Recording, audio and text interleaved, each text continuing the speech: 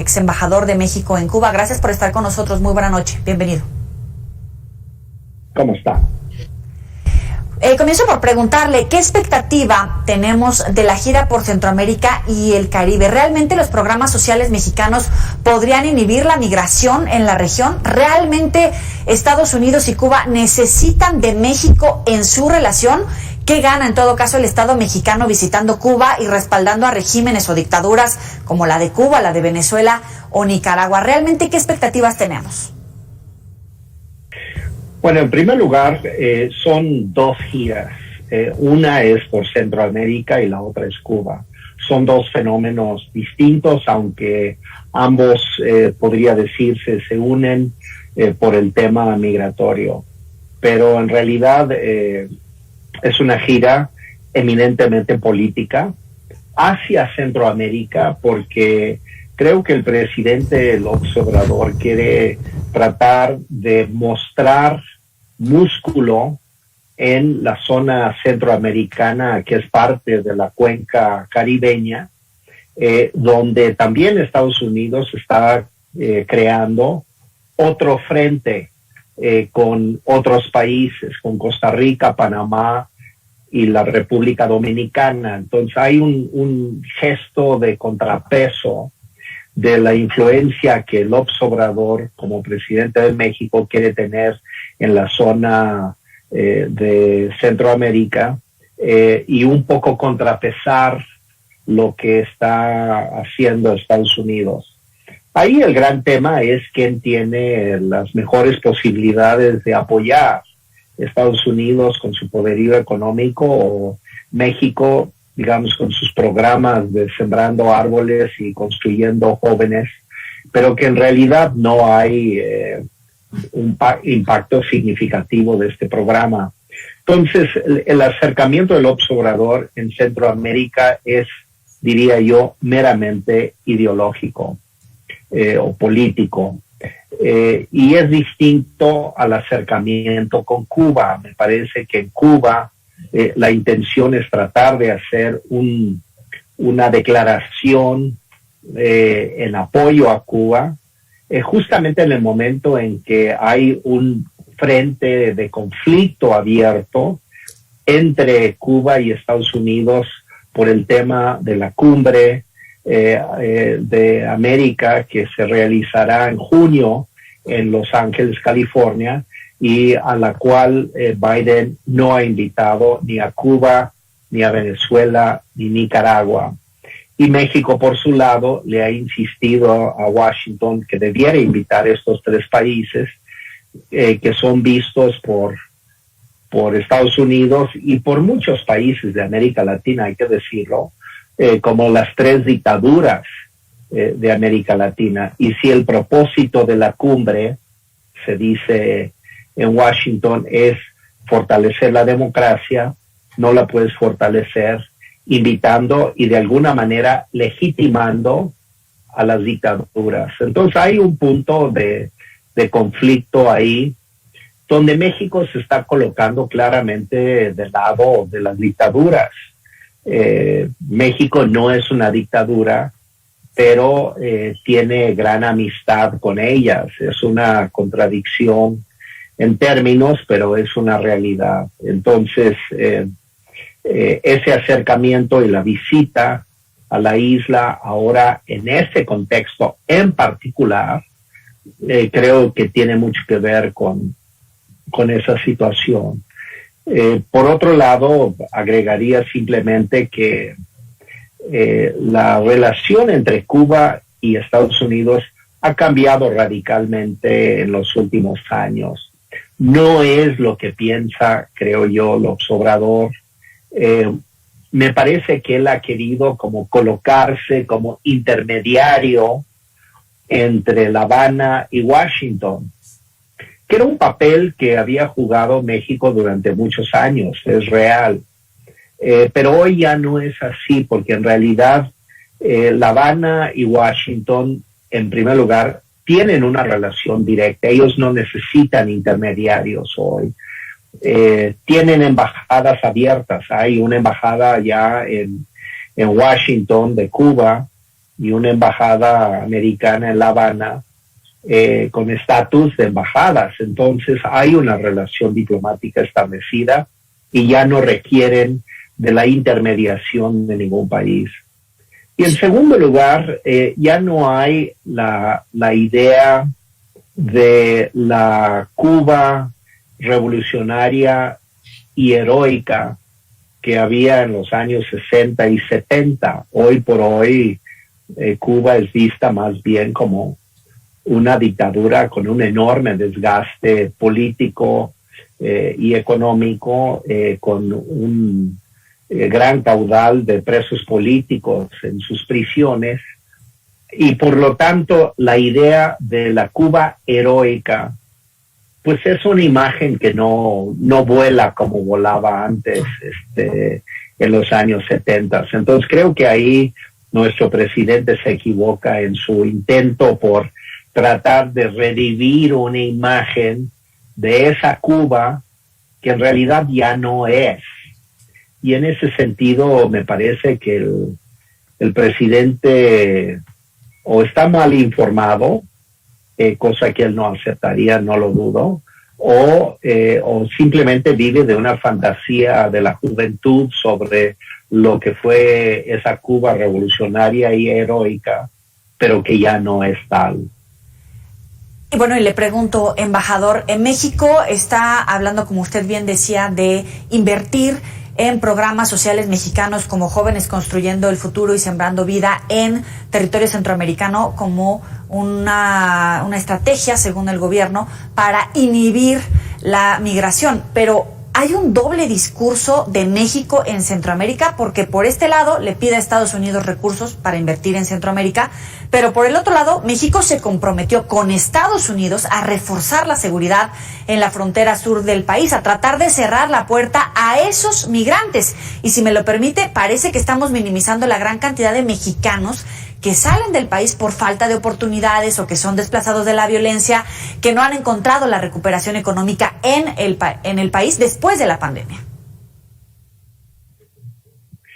Sí, y sí es un problema, y México sí va a cerrar la frontera sur, según se acaba de anunciar por parte del canciller Ebrard, pero también hay que reconocer otra realidad, y es que en ese momento, el mayor número de indocumentados cruzando la frontera de Estados Unidos ilegalmente en este momento son mexicanos, no son centroamericanos, no son de otros países.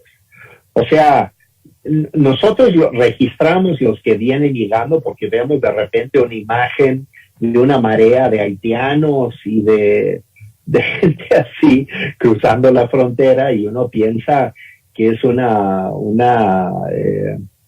mareada impresionante de seres humanos, pero en realidad quienes más están cruzando la frontera somos nosotros, por la crisis y por la violencia, porque una cosa que toda esta crisis está incluso generando es la impresión de olvidar que los desplazados de la violencia son cada vez mayores en términos numéricos en nuestro país. O sea, ya estamos hablando de varios cientos de miles de mexicanos que han sido desplazados por la violencia en sus estados, en Oaxaca, en Guerrero, en Michoacán, en Zacatecas, en Colima, incluso en Nayarit, en Sonora ahora.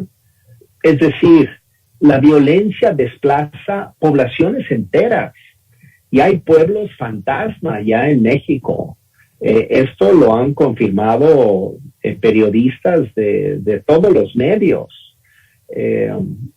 Entonces, bueno, uno de los fenómenos que es muy importante es que hay una enorme cantidad de desplazados mexicanos producto de la guerra interna con el crimen organizado y el narco en México. Aparte de eso, por supuesto, está la crisis económica y el enorme crecimiento en el número de pobres en nuestro país que no tienen alternativa, producto, sí, de la crisis de la pandemia.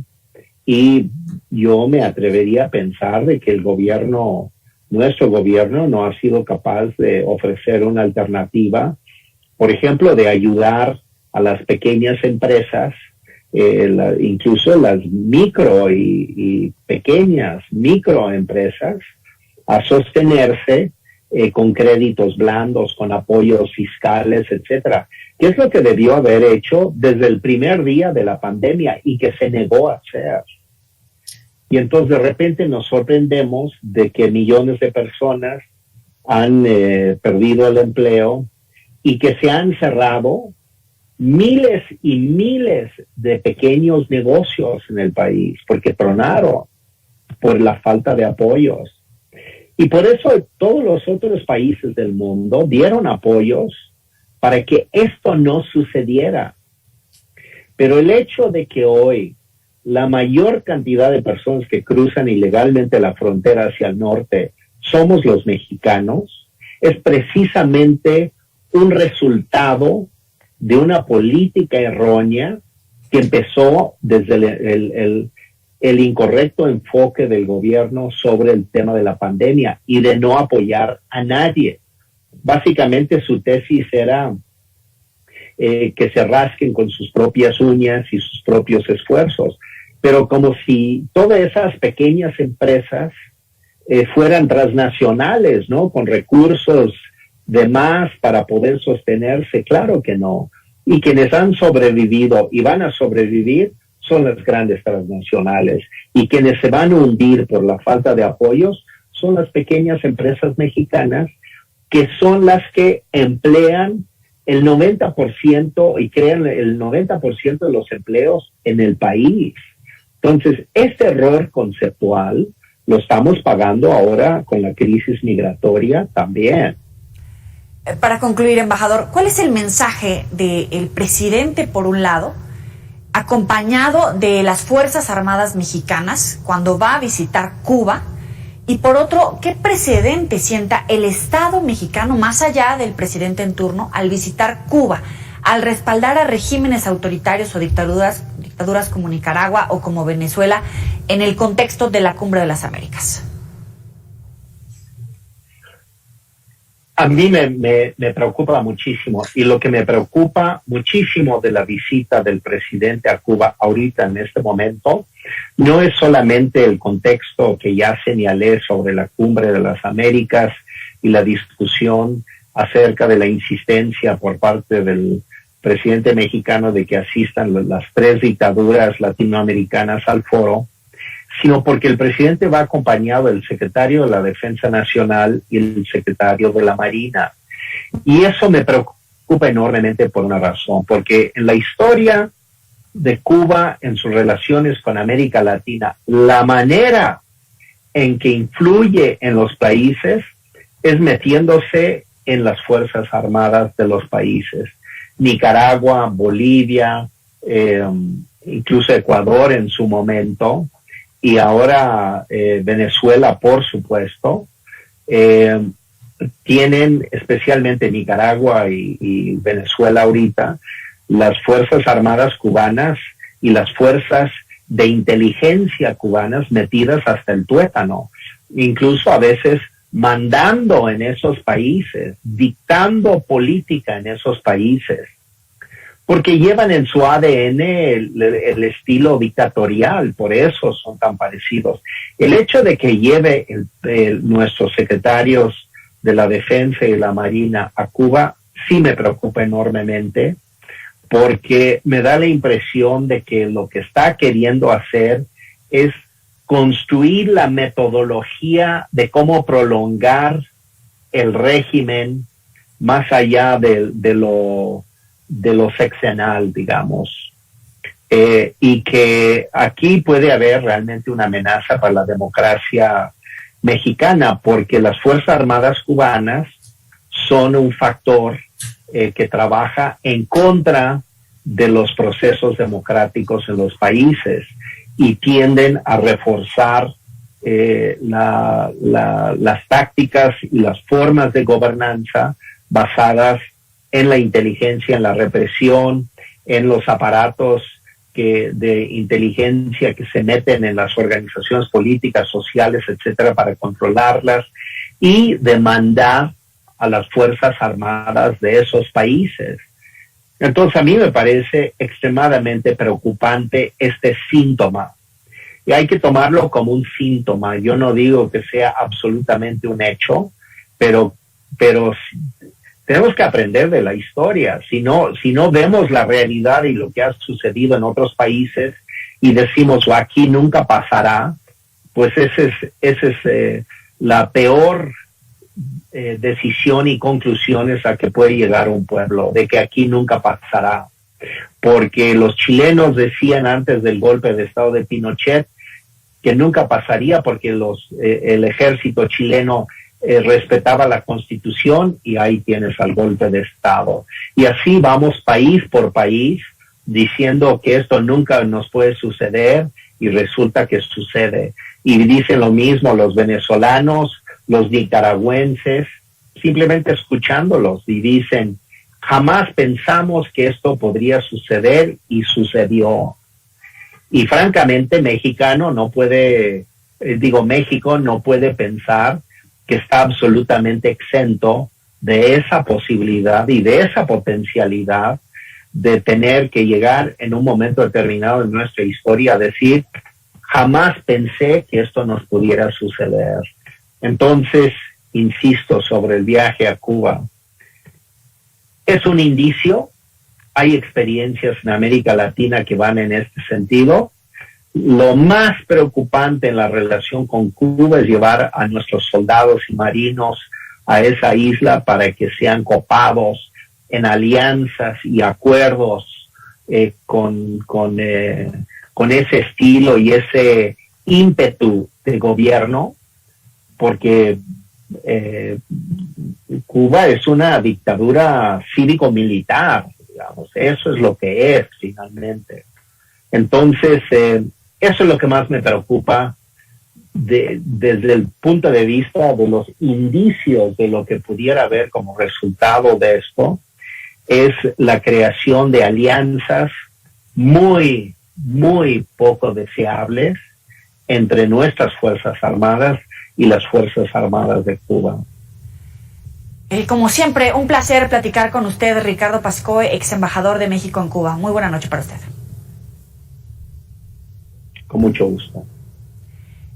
No se pierda la entrevista que vamos a transmitir conversando precisamente con Ricardo Pascoe, ex embajador de México en Cuba, con apuntes importantes, sobre todo en esta última respuesta donde él dice que hay preocupación en su persona precisamente porque el gobierno de México ha decidido llevar a los secretarios de la Defensa y de la Marina y que podrían tomar el modelo de una dictadura en Cuba, tal como lo ha hecho Nicaragua o como lo ha hecho Venezuela, precisamente para perpetuarse en el poder. Decía particularmente que esto puede ser una amenaza para la democracia, que no nos cerremos de ojos ante esta posibilidad. No dice que es un hecho, pero que puede ser una posibilidad. No se pierda esta entrevista nuevamente este fin de semana.